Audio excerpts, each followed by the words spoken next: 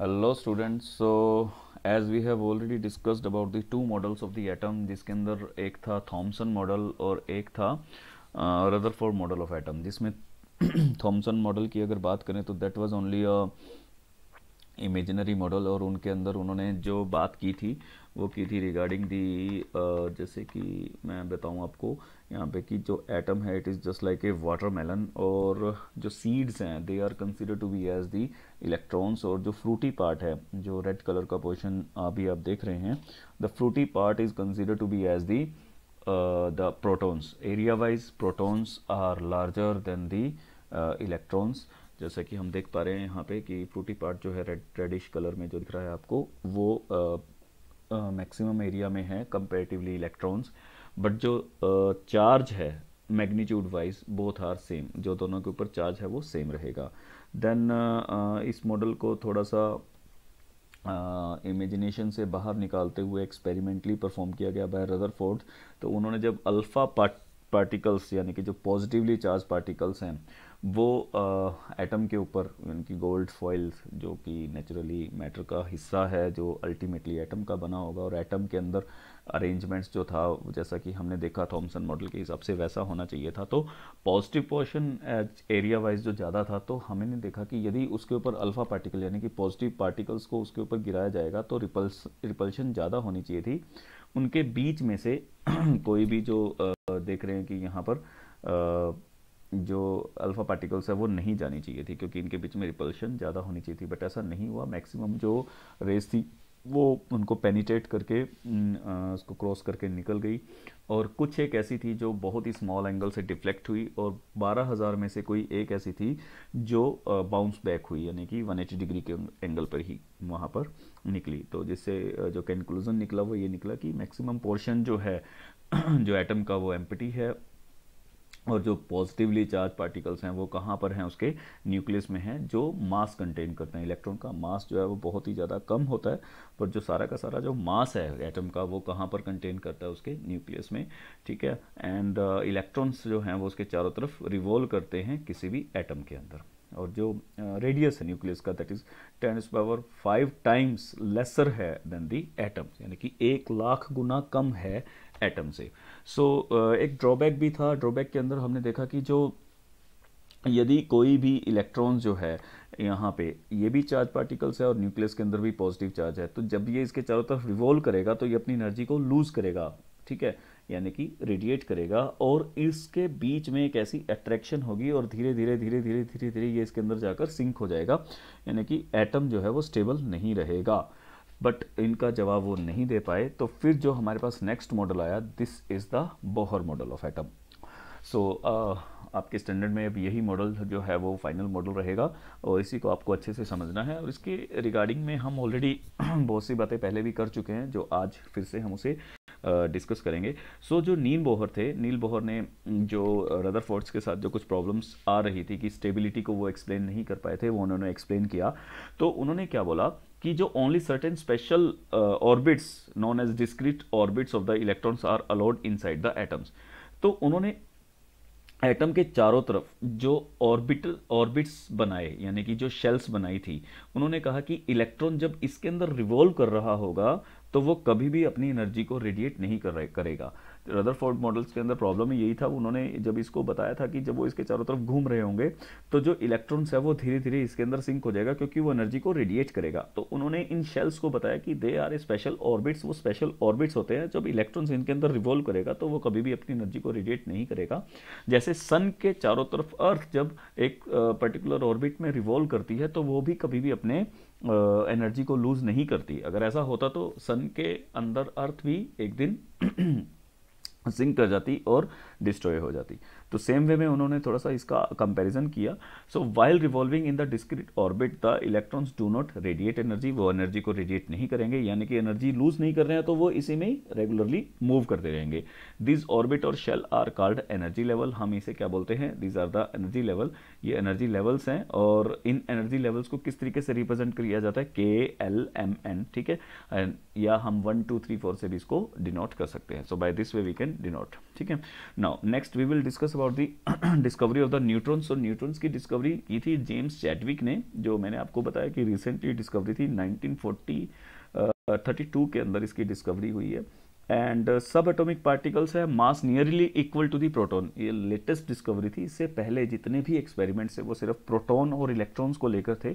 बाद में जब न्यूट्रॉन्स की डिस्कवरी हुई तो न्यूट्रॉन की डिस्कवरी के बाद प्रोटॉन्स और न्यूट्रॉन्स को बराबर देखा गया कि इनके वेट्स जो हैं उसमें कोई ज़्यादा अंतर नहीं है, ऑलमोस्ट दे आर इक्वल, और उसके ऊपर कोई चार्ज नहीं होता। तो now see electron has the negative charge, proton has the positive charge and neutron has no charge, and it is denoted by the letter N से, स्मॉल लेटर एन से इसको डिनोट किया जाता है। ठीक है, ये सभी एटम्स के अंदर प्रेजेंट होते हैं एक्सेप्ट हाइड्रोजन। सिर्फ हाइड्रोजन ही एक ऐसा एटम है जिसके अंदर न्यूट्रॉन्स प्रेजेंट नहीं होते हैं। तो किसी भी एटम का मास उसके न्यूट्रॉन और प्रोटॉन्स के मास के नंबर्स के इक्वल होता है, सम के इक्वल होता है। ठीक है, जो उनका जो टोटल मास होता है उसी के सम के इक्वल होता है। ठीक है, तो यूजली आप देखिए ध्यान से, इलेक्ट्रॉन्स का कोई भी मास हम कंसीडर, मास होता है बट इतना कम होता है कि हम उसके अंदर उसको कंसीडर नहीं करते। इसे आप ऐसे कंसीडर कर सकते हैं कि यदि एक ह्यूमन बॉडी से यदि 3-4 हेयर लॉस हो जाए, बाल गिर जाए, तो हम ये नहीं कहेंगे कि उसकी बॉडी से वेट जो है वो लूज हो गया। सो electron is just like that. पूरे एटम में इलेक्ट्रॉन का मास इतना कम है कि वो यदि वहां से आ भी जाए या वहां से लूज भी हो जाए तो वो पूरे एटम्स के मास पर कोई भी इंपैक्ट नहीं डालेंगे। इंपैक्ट कौन डालेगा? केवल न्यूट्रॉन एंड प्रोटॉन। ठीक है, सो यही दोनों मिलके उसके मास को, यानी कि एटम के मास को बनाते हैं। तो यहाँ 2 क्वेश्चन है आपके लिए अभी, कि अभी आप उस क्वेश्चन को सोचेंगे और मुझे उसका आंसर भी लिखेंगे। नो डाउट मैं भी आपको इसका आंसर आपको बताऊंगा। नेम द 3 सब atomic particle of the atom. ठीक है, जो एटम के जो 3 सब एटॉमिक पार्टिकल्स हैं जो हम पढ़ चुके हैं वो कौन से हैं। Next, helium atom has an atomic mass of 4u and 2 protons in its nucleus. इसका जो एटॉमिक मास है वो 4u है और उसके जो प्रोटॉन्स की संख्या है जो न्यूक्लियस में प्रेजेंट है वो 2 है। सो how many neutrons does it have, तो इसके अंदर कितने नंबर ऑफ न्यूट्रॉन्स प्रेजेंट है, तो ये आपको बताने हैं। आप सोचिए और इसका आंसर करिए। सो नाउ इसको पॉज करके आपको करना है और अब मैं आपको इसका आंसर बता रहा हूँ। So this is the answer. Actually name the 3 subatomic particles of the atom. These are protons, electron, protons and neutrons. ये सब एटॉमिक पार्टिकल्स है। तो याद रखिए कि जो एटम्स के अंदर प्रेजेंट होते हैं इसे हम फंडामेंटल पार्टिकल्स भी बोलते हैं एटम्स के। सो याद रखना है, that is electron, proton and neutron. Fundamental means जो सभी के अंदर प्रेजेंट होते हैं। हाँ, न्यूट्रॉन एक स्पेशल केस है जो हाइड्रोजन के अंदर नहीं मिलेगा। Helium atom has an atomic mass of 4u। इसका जो हमें मास दिया हुआ है 4u, u means unified unit या इसे एटॉमिक मास यूनिट बोलते हैं। And has 2 proton its in its nucleus. How many neutrons does it have? So mass किसके इक्वल होता है? Mass is equal to the number of proton and neutrons के equal होता है। ठीक है, तो दैट इज द न्यूट्रॉन्स किसके इक्वल आ जाएगा? Mass number, total mass number divided atomic number. Atomic number is what? Atomic number is number of proton. याद रखनी है ये बात, atomic number is the number of proton. तो अगर 2 दिया हुआ है तो दैट मीन्स इसका एटॉमिक नंबर 2 है, तो mass number 4 minus 2 that is 2। So that will be the symbolic representation of the helium. 2 that is the atomic number and this is the atomic mass over here. ठीक है, सो ये इसको हम इसी वे में रिप्रेजेंट करते हैं। Okay, so next, electron distribution in the different orbits. ये हम ऑलरेडी एक बार क्लास के अंदर भी डिस्कस कर चुके हैं इसके बारे में। सो यहाँ पर हमें इलेक्ट्रॉन्स का जो डिस्ट्रीब्यूशन है वो देखना है कि इलेक्ट्रॉन का डिस्ट्रीब्यूशन किस तरीके से यहाँ पर हो सकता है। जैसे कि जो डिस्ट्रीब्यूशन है वो हमने देखना है डिफरेंट शेल्स में। So how many shells are there? We have discuss 4 shells, that is K, L, M and 4 shells हमने डिस्कस की हैं। सो यहाँ जो बोहर, नील बोहर है एंड एक साइंटिस्ट है डेट इज बरी, इन्होंने एक फॉर्मूला दिया। उस फॉर्मूला के तहत हम किसी भी शेल्स के अंदर इलेक्ट्रॉन को फिल कर सकते हैं, इलेक्ट्रॉन से फिल कर सकते हैं। सो द रूल क्या था? 2n²। ठीक है, so 2n², n where n is the number of the shell. जैसे फर्स्ट शेल की बात करें तो n की वैल्यू 1 हो जाएगी, सेकंड शेल की बात करें तो n की वैल्यू 2 हो जाएगी, थर्ड शेल की बात करें तो n की वैल्यू 3 हो जाएगी। So by this way we can fill the electrons. So the first shell K means 1, K 1 को रिप्रेजेंट कर रहा है तो n की वैल्यू 1 होगी, तो 2 इंटू 1 का स्क्वायर दैट इज 2। तो फर्स्ट में K में हम how many electron we can fill? That is 2 electron fill कर सकते हैं। L में दैट इज 2, n में n की वैल्यू यहाँ 2 रहेगी तो मैक्सिमम 8 इलेक्ट्रॉन आ सकते हैं। M में हम 18 इलेक्ट्रॉन फिल कर सकते हैं। That is the maximum electron मैं बता रहा हूँ आपको। ठीक है, मैक्सिमम इलेक्ट्रॉन जो फिल कर सकते हैं। और n में हम मैक्सिमम 32 इलेक्ट्रॉन्स जो है वो फिल कर सकते हैं, ठीक है। So the maximum number of electron that can accommodate in the outermost orbit that is 8। जो मैक्सिमम जो इलेक्ट्रॉन्स हैं जो ऑर्बिट्स के अंदर एक पर्टिकुलर ऑर्बिट में आ सकते हैं वो हैं 8 से ज़्यादा हम फिल नहीं कर सकते। So electron are not accommodated in a given shell unless the inner shells are filled that is the shells are filled in a step wise manner. First of all K shell fill होगा, मैं थोड़ा सा अगर पीछे दिखाऊं आपको, सबसे पहले हम के शेल को फिल करेंगे, आफ्टरवर्ड्स के फिल होने के बाद ही हम एल को फिल करेंगे। जब एल फिल कंप्लीटली हो जाएगा फिर हम एम को फिल करेंगे, देन एन को फिल करेंगे। तो ये है कि पहले इनर शेल्स फिल होंगी और उसके बाद ही आउटर शेल्स जो है उसको हम फिल करेंगे, ठीक है। सो अब हम यहाँ पर एक फिलिंग स्ट्रक्चर है जो मैं आपके साथ शेयर करता हूँ। एक एक डिफरेंट एटम्स को जो है वो फिल किया हुआ है। हम उसे देखते हैं कि क्या है। हाइड्रोजन के पास एक ही इलेक्ट्रॉन है तो एक ही शेल की यानी कि के शेल की जरूरत पड़ेगी। के में हम सिंगल इलेक्ट्रॉन को इजीली डिनोट कर सकते हैं by the dot structure. So these are the dot structure जो बहुत इंपॉर्टेंट रहेगी। फर्स्ट 18 एलिमेंट्स को हमने यहाँ शो किया हुआ है, ठीक है। हीलियम है, हीलियम के पास 2 इलेक्ट्रॉन है तो के में 2 इलेक्ट्रॉन एकोमोडेट हो सकते हैं तो 2 इलेक्ट्रॉन आ गए। अब इनर शेल कंप्लीटली फिल हो चुके हैं। तीसरा इलेक्ट्रॉन के लिए हमें के साथ एल शेल की भी जरूरत पड़ने वाली है। तो एल शेल को हम तब तक फिल करेंगे जब तक 8 इलेक्ट्रॉन इसके अंदर कंप्लीट नहीं हो जाते। 1 2 3 4 5 6 7 8 ये नियोन तक कंप्लीटली फिल होगा। 2 और 8 इलेक्ट्रॉन्स जो है यहाँ पर आपको देखने को मिलेंगे कि कंप्लीटली फिल हो चुके हैं। आफ्टरवर्ड्स जब इनर शेल कंप्लीटली फिल हो गई then we will go for the further. Now we have now going to fill the M shell. तो एम शेल को हम यहाँ पर फिल कर रहे हैं, दैट इज एम में 1 इलेक्ट्रॉन आ गया। तब तक फिल होता रहेगा जब तक 8 इलेक्ट्रॉन इसमें कंप्लीट नहीं हो जाते हैं। तो मैक्सिमम 8 ही इलेक्ट्रॉन्स को यहाँ पर है फिल करेंगे, इससे ज़्यादा नहीं कर सकते हैं, ठीक है। उसके अंदर सब शेल्स आ जाएंगी, जो हम सब शेल्स को फिल करेंगे वो आपको फर्दर हायर क्लासेस में हम स्टडी करेंगे, ठीक है। Now valency, I think we have already gone through the topic that is called the valency. Valency is the number of electrons lose or gain to complete its octet. Her element चाहता है कि अपनी जो outermost shell में वो 8 electron पूरे कर ले, यानी कि जितने इलेक्ट्रॉन्स उसकी मैक्सिमम कैपेसिटी है शेल की, जो हमने ऑलरेडी पढ़ी है कि 8 इलेक्ट्रॉन मैक्सिमम एक शेल रख सकता है, तो वो चाहता है कि वो कंप्लीट उसको कर दे, चाहे उसके लिए इलेक्ट्रॉन को लूज करना पड़े चाहे इलेक्ट्रॉन को गेन करना पड़े।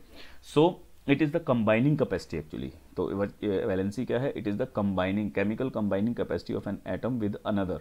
सो कंबाइनिंग कैपेसिटी यानी कि इसको पूरा करने के लिए, अपने 8 इलेक्ट्रॉन को पूरा करने के लिए वो दूसरे एटम से कंबाइन करेगा, ताकि जितने अगर एक्स्ट्रा हैं तो उसके साथ शेयर कर ले, या इससे एक्स्ट्रा चाहिए तो वो लूज उसको गेन कर ले, ठीक है। The electron present in the outermost shell of an atom is called valence electron.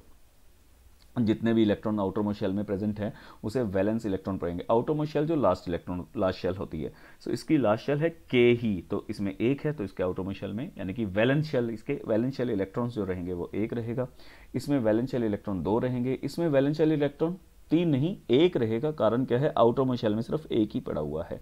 Outermost shell में 2 हैं तो आउटरमोस्ट शेल के इलेक्ट्रॉन्स जो है वैलेंस इलेक्ट्रॉन्स काउंट होते हैं, वैलेंस, ठीक है, valence electron. The outermost shell electron of an atom can accommodate a maximum 8 electron. Maximum वो 8 इलेक्ट्रॉन एकोमोडेट कर सकते हैं। Completely filled outermost shell show little chemical activity. देखिए यहाँ पर अगर हम इसको कंसीडर करें कि अगर ये अपने 8 इलेक्ट्रॉन कंप्लीट कर लेता है तो इसका मतलब है कि अब उसे केमिकल रिएक्शंस में टेक पार्ट लेने का कोई भी मोटिव नहीं रह जाता। ये चाहते ही है कि 8 इलेक्ट्रॉन कंप्लीट कर लें, और अगर ऑलरेडी इनके पास 8 है तो उनकी केमिकल एक्टिविटी बहुत ही कम होती है। तो अल्टीमेटली ये कंबाइन ही तभी कर रहे हैं जब इनकी आउटरमोस्ट शेल में 8 इलेक्ट्रॉन कंप्लीट हो जाए। अगर 8 हैं तो ये कभी भी रिएक्शंस में टेक पार्ट नहीं लेंगे, याद रखने वाली बात है, ठीक है। तो ध्यान से समझना है इस बात को। जितने ज़्यादा मतलब 8 इलेक्ट्रॉन के यदि वो नज़दीक होंगे तो उनकी केमिकल एक्टिविटी भी उतनी कम होती जाएगी, क्योंकि जितने ज़्यादा कम होंगे उतनी ज़्यादा वो कैपेसिटी को शो करेंगे कि yes we want to complete 8 electron, ठीक है। सो कंबाइनिंग कैपेसिटी और वैलेंसी इज 0 हो जाएगी यदि, जैसे कि नियोन की बात करें तो नियोन की या आर्गन की या हीलियम की। हीलियम एक स्पेशल केस है, यहाँ पर ये 2 इलेक्ट्रॉन कंप्लीट करते हैं क्योंकि यहाँ इसके पास सिर्फ के शेल है, और के शेल की जो एक कैपेसिटी है वो 2 इलेक्ट्रॉन्स को रखने की है। तो 2 इलेक्ट्रॉन हैं इसके पास 8 है आउटरमोस्ट शेल में, इसके पास भी 8 है आउट, तो इनकी जो एक्टिविटी है वो 0 होती है। ऑल इनर्ट, ये इनर्ट एलिमेंट्स कहलाते हैं, हैव कम्प्लीटली फिल्ड आउटोमर शेल एक्सेप्ट हीलियम। हीलियम के पास 2 इलेक्ट्रॉन होते हैं बट फिर भी वो इनर्ट होता है, ठीक है। सो उनकी जो एक्टिविटी है वो 0 रहती है। नाउ सी, एन आउटोमर shell with 8 electron is said to be possess an octet. 8 electron होते हैं तो उसे क्या बोलते हैं हम, octet. And achieve to an octet in the आउटोमर shell, this is done by sharing, gaining और लूजिंग द इलेक्ट्रॉन। तो वो क्या करेगा, या तो गेन करेगा या शेयर करेगा या इलेक्ट्रॉन को लूज करेगा। Now consider it. सो ये हम ऑलरेडी एक एक्टिविटी क्लास में कर चुके हैं। देखते हैं अब इसे कि आपको कितना याद है। लिथियम के पास 3 इलेक्ट्रॉन है, के अंदर 2 फिल हो गए, एल के अंदर 1 है। अब देखिए कि इसके पास चांस है, वैलेंस इलेक्ट्रॉन 1 है तो ये एक इलेक्ट्रॉन को अपना लूज कर देगा ताकि इसके पीछे जो डुप्लेट है वो कंप्लीट पड़ा हुआ है। सोडियम की बात करते हैं तो 8 1 है, एक इलेक्ट्रॉन लूज कर देगा ताकि इसके पीछे 8 इलेक्ट्रॉन कंप्लीट पड़े हुए हैं, क्योंकि यहाँ पर 2 चांसेस हैं। एल में मैक्सिमम 8 इलेक्ट्रॉन आ सकते हैं, तो या तो ये 7 ले या एक लूज कर ले, which one is the easiest option, यानी कि एक लूज कर देगा और पीछे ये शेल है ये कंप्लीट पड़ा हुआ है, तो लूज करना एक इजी ऑप्शन रहेगा, ठीक है। सेम वे में यहाँ पर अगर हम बात करें फ्लोरीन की, फ्लोरीन के आउटर शेल में कितने हैं, 7 इलेक्ट्रॉन है। अब या तो 7 इलेक्ट्रॉन लूज करे या 1 इलेक्ट्रॉन गेन करे, कौन सा आसान है, 1 इलेक्ट्रॉन गेन करना। तो जैसे ही 1 इलेक्ट्रॉन गेन करेगा इसका 8 इलेक्ट्रॉन कंप्लीट हो जाएंगे, so it will tends to gain the electron, ये इलेक्ट्रॉन को क्या करेगा, गेन करेगा। तो बाय दिस वे जितने इलेक्ट्रॉन लूज करते हैं गेन करते हैं वही उसकी वैलेंसी होती है। 1 इलेक्ट्रॉन गेन करे so valency will be 1। Done. So this is the chart and in this chart you can see कि किस तरीके से वो अपने इलेक्ट्रॉन जो है वो लूज या गेन करते हैं। Hydrogen has the 1 atomic number 1, number of proton is 1, neutrons इसके पास नहीं होते हैं, 1 इलेक्ट्रॉन है, के शेल में 1 ही इलेक्ट्रॉन फिल करेगा और वैलेंसी क्या रहेगी, 1 रहेगी। हीलियम की वैलेंसी 0 रहेगी। 1 1 2 3 4 इस तरीके से हमने सारी की सारी वैलेंसीज को ऑलरेडी डिस्कस किया हुआ है and you can see over it. यहाँ neon, sodium, magnesium, aluminium, silicon, phosphorus, sulphur, chlorine and argon तक हमने किया हुआ है, ठीक है। See phosphorus has the valency 3.5,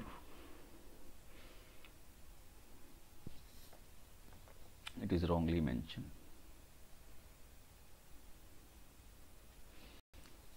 Okay, so we have already discussed about all the thing. 3.5 actually यहाँ पर 3 और 5 है, यहाँ पे या तो 3, ये 5 इलेक्ट्रॉन लूज भी कर सकता है because we have a certain compounds. This is not 3.5, it is 3 and 5, ठीक है। यहाँ पर 3 and 5 आना चाहिए, नॉट 3.5। एक्चुअली फॉस्फोरस जो है 3 इलेक्ट्रॉन गेन भी कर सकता है और 5 इलेक्ट्रॉन लूज भी कर सकता है। नो डाउट इसके लिए गेन करना थोड़ा सा आसान है, सो इसी वजह से ये दोनों वैलेंसी शो करता है, तो यहाँ पर इसलिए 3 and 5 लिखा हुआ है। सो याद रखिए कि ये दोनों के दोनों शो करता है। आपको बहुत सारे ऐसे स्पेशल केसेस मिल जाएंगे आगे, बट अभी के लिए सिर्फ आपको जो लूज करने वाला केस है, सॉरी इसका जो गेन करने वाला केस है वो ध्यान में रखना है। ये it will gain 3 electrons so that to complete its octet. Done. So further we will discuss about other topics. Thank you so much.